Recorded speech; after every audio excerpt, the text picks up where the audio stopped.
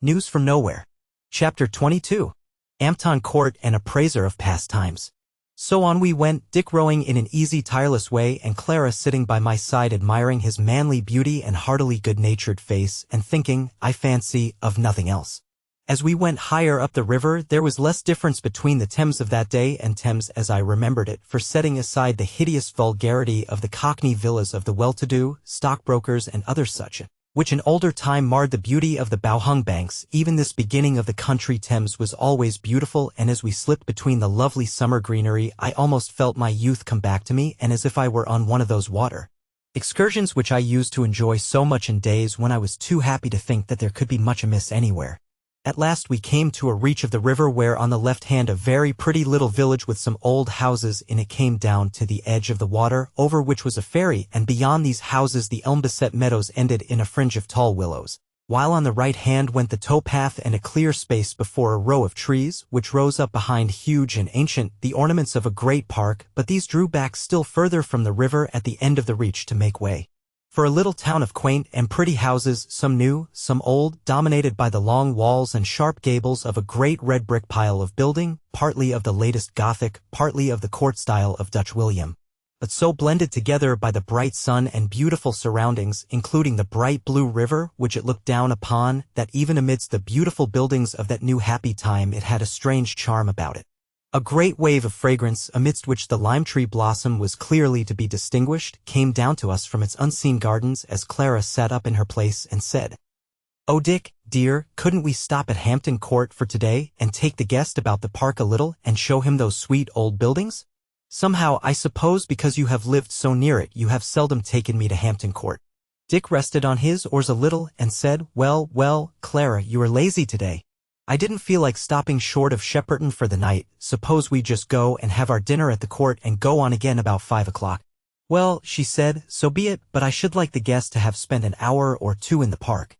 The park, said Dick. Why, the whole Thames side is a park this time of the year, and for my part, I had rather lie under an elm tree on the borders of a wheat field with the bees humming about me and the corn crying from furrow to furrow, than in any park in England. Besides, said she, you want to get on to your dearly loved Upper Thames and show your prowess down the heavy swathes of the mowing grass. She looked at him fondly, and I could tell that she was seeing him in her mind's eye showing his splendid form at its best amidst the rhymed strokes of the sides, and she looked down at her own pretty feet with a half-sigh, as though she were contrasting her slight woman's beauty with his man's beauty, as women will when they are really in love and are not spoiled with conventional sentiment. As for Dick, he looked at her admiringly a while, and then said at last, Well, Clara, I do wish we were there. But hello, we're getting back way. And he set to work sculling again, and in 2 minutes we were all standing on the gravelly strand below the bridge, which, as you may imagine, was no longer the old hideous iron abortion, but a handsome piece of very solid oak framing. We went into the court and straight into the great hall, so well remembered, where there were tables spread for dinner, and everything arranged much as in Hammersmith Guest Hall. Dinner over, we sauntered through the ancient rooms where the pictures and tapestry were still preserved and nothing was much changed, except that the people whom we met there had an indefinable kind of look of being at home and at ease, which communicated itself to me so that I felt that the beautiful old place was mine in the best sense of the word, and my pleasure of past days seemed to add itself to that of today and filled my whole soul with content. Dick, who, in spite of Clara's jibe, knew the place very well, told me that the beautiful old Tudor rooms, which I remembered had been the dwellings of the lesser fry of court flunkies, were now much used by people coming and going, for, beautiful as architecture had now become, and although the whole face of the country had quite recovered its beauty, there was still a sort of tradition of pleasure and beauty which clung to that group of buildings, and people thought going to Hampton Court a necessary summer outing, as they did in the days when London was so grimy and miserable. We went into some of the rooms looking into the old garden and were well received by the people in them, who got speedily into talk with us and looked with politely half-concealed wonder at my strange face. Besides these birds of passage and a few regular dwellers in the place, we saw out in the meadows near the garden, down the long water, as it used to be called, many gay tents with men, women, and children round about them. As it seemed, this pleasure-loving people were fond of tent life, with all its inconveniences, which, indeed, they turned into pleasure also. We left this old friend by the time appointed, and I made some feeble show of taking the sculls, but Dick repulsed me, not much to my grief, I must say. as I found I had quite enough to do between the enjoyment of the beautiful time and my own lazily blended thoughts. As to Dick, it was quite right to let him pull, for he was as strong as a horse and had the greatest delight in bodily exercise, whatever it was. We really had some difficulty in getting him to stop when it was getting rather more than dusk and the moon was brightening just as we were off Runnymede. We landed there and were looking about for a place whereon to pitch our tents, for we had brought two with us, when an old man came up to us, bade us good evening, and asked if we were housed for that night, and finding that we were not, bade us home to his house. Nothing loath, we went with him, and Clara took his hand in a coaxing way which I noticed she used with old men, and as we went on our way made some commonplace remark about the beauty of the day. The old man stopped short and looked at her and said, "You really like it then?" "Yes," she said, looking very much astonished, "don't you?" "Well," said he, "perhaps I do. I did at any rate when I was younger, but now I think I should like it cooler." She said nothing and went on, the night growing about as dark as it would be, till just at the rise of the hill we came to a hedge with a gate in it which the old man unlatched and led us into a garden, at the end of which we could see a little house, one of whose little windows was already yellow with candlelight. We could see even under the doubtful light of the moon and the last of the western glow that the garden was stuffed full of flowers, and the fragrance it gave out in the gathering coolness was so wonderfully sweet that it seemed the very heart of the delight of the June dusk, so that we three stopped instinctively, and Clara gave forth a little sweet "oh," like a bird beginning to sing. "What's the matter?" said the old man, a little testily, and pulling at her hand. "There's no dog, or have you trodden on a thorn and hurt your foot?" "No, no, neighbor," she said, "but how sweet it is." "Of course it is," said he, "but do you care so much for that?" She laughed out musically, and we followed suit in our gruffer voices, and then she said, "Of course I do, neighbor, don't you?" "Well, I don't know," quoth the old fellow, then he added, as if somewhat ashamed of himself, "besides, you know, when the waters are out and all Runnymede is flooded, it's none so pleasant." "I should like it," quoth Dick. "What a jolly sail one would get about here on the floods on a bright frosty January morning." "Would you like it?" said our host. "Well, I won't argue with you, neighbor, it isn't worth while. Come in and have some supper."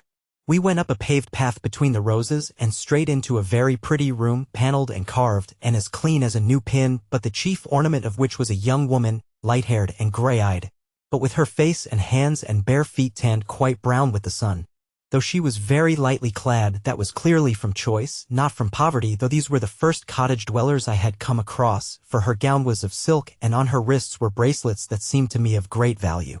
She was lying on a sheepskin near the window, but jumped up as soon as we entered, and when she saw the guests behind the old man, she clapped her hands and cried out with pleasure, and when she got us into the middle of the room, fairly danced round us in delight of our company. "What," said the old man, "you are pleased, are you, Ellen?" The girl danced up to him and threw her arms round him, and said, "Yes, I am, and so ought you to be, grandfather." "Well, well, I am," said he, "as much as I can be pleased. Guests, please be seated." This seemed rather strange to us, stranger, I suspect, to my friends than to me, but Dick took the opportunity of both the host and his granddaughter being out of the room to say to me, softly, "A grumbler, there are a few of them still. Once upon a time, I am told, they were quite a nuisance." The old man came in as he spoke and sat down beside us with a sigh, which, indeed, seemed fetched up as if he wanted us to take notice of it, but just then the girl came in with the victuals, and the carle missed his mark. What between our hunger generally and that I was pretty busy watching the granddaughter moving about as beautiful as a picture. Everything to eat and drink, though it was somewhat different to what we had had in London, was better than good, but the old man eyed rather sulkily the chief dish on the table, on which lay a leash of fine perch, and said, Perch? I am sorry we can't do better for you, guests. The time was when we might have had a good piece of salmon up from London for you, but the times have grown mean and petty." "Yes, but you might have had it now," said the girl, giggling, "if you had known that they were coming." "It's our fault for not bringing it with us, neighbors," said Dick, good-humoredly. "But if the times have grown petty, at any rate the perch haven't. That fellow in the middle there must have weighed a good 2 pounds when he was showing his dark stripes and red fins to the minnows yonder. And as to the salmon, why, neighbor, my friend here, who comes from the outlands, was quite surprised yesterday morning when I told him we had plenty of salmon at Hammersmith. I am sure I have heard nothing of the times worsening." He looked a little uncomfortable. And the old man, turning to me, said very courteously, "Well, sir, I am happy to see a man from over the water, but I really must appeal to you to say whether on the whole you are not better off in your country, where I suppose, from what our guest says, you are brisker and more alive, because you have not wholly got rid of competition. You see, I have read not a few books of the past days, and certainly they are much more alive than those which are written now, and good sound unlimited competition was the condition under which they were written. If we didn't know that from the record of history, we should know it from the books themselves. There is a spirit of adventure in them and signs of a capacity to extract good out of evil which our literature quite lacks now, and I cannot help thinking that our moralists and historians exaggerate hugely the unhappiness of the past days, in which such splendid works of imagination and intellect were produced. Clara listened to him with restless eyes as if she were excited and pleased. Dick knitted his brow and looked still more uncomfortable, but said nothing. Indeed, the old man gradually, as he warmed to his subject, dropped his sneering manner, and both spoke and looked very seriously. But the girl broke out before I could deliver myself of the answer I was framing. Books, books? Always books, grandfather. When will you understand that after all it is the world we live in which interests us, the world of which we are a part and which we can never love too much? Look, she said, throwing open the casement wider and showing us the white light sparkling between the black shadows of the moonlit garden through which ran a little shiver of the summer night wind. Look, these are our books in these days, and these, she said, stepping lightly up to the two lovers and laying a hand on each of their shoulders, and the guest there with his oversea knowledge and experience, yes, and even you, grandfather, a smile ran over her face as she spoke, with all your grumbling and wishing yourself back again in the good old days, in which, as far as I can make out, a harmless and lazy old man like you would either have pretty nearly starved or have had to pay soldiers and people to take the folks' victuals and clothes and houses away from them by force.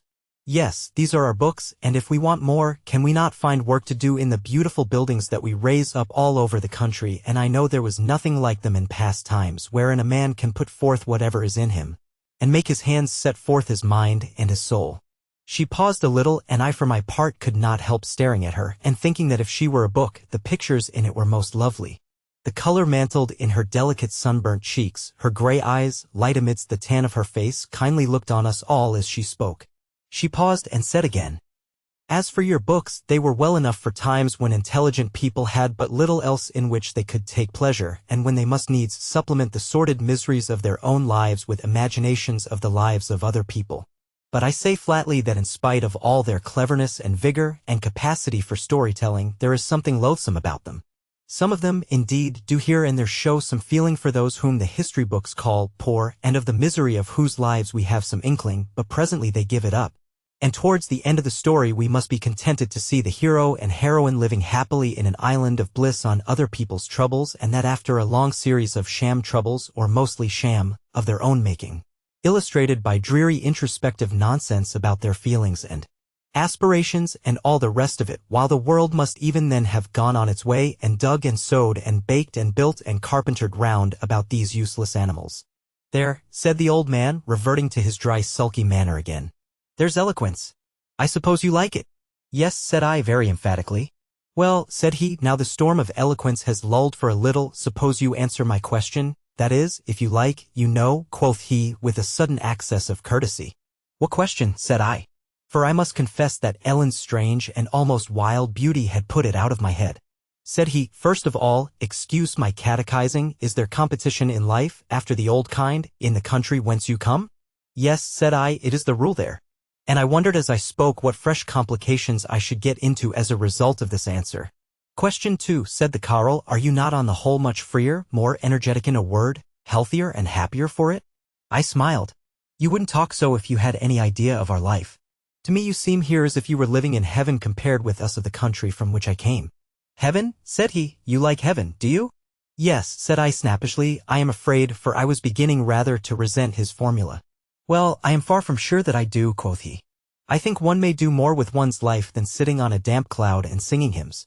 I was rather nettled by this in consequence, and said, "Well, neighbor, to be short, and without using metaphors, in the land whence I come, where the competition which produced those literary works which you admire so much is still the rule, most people are thoroughly unhappy. Here, to me at least, most people seem thoroughly happy." "No offense, guess no offense," said he, "but let me ask you, you like that, do you?" His formula, put with such obstinate persistence, made us all laugh heartily, and even the old man joined in the laughter on the sly. However, he was by no means beaten, and said presently, "From all I can hear, I should judge that a young woman so beautiful as my dear Ellen yonder would have been a lady, as they called it in the old time, and wouldn't have had to wear a few rags of silk as she does now, or to have browned herself in the sun as she has to do now. What do you say to that, eh? Here Clara, who had been pretty much silent hitherto, struck in and said, well, really, I don't think that you would have mended matters or that they want mending. Don't you see that she is dressed deliciously for this beautiful weather? And as for the sunburning of your hayfields, why, I hope to pick up some of that for myself when we get a little higher up the river.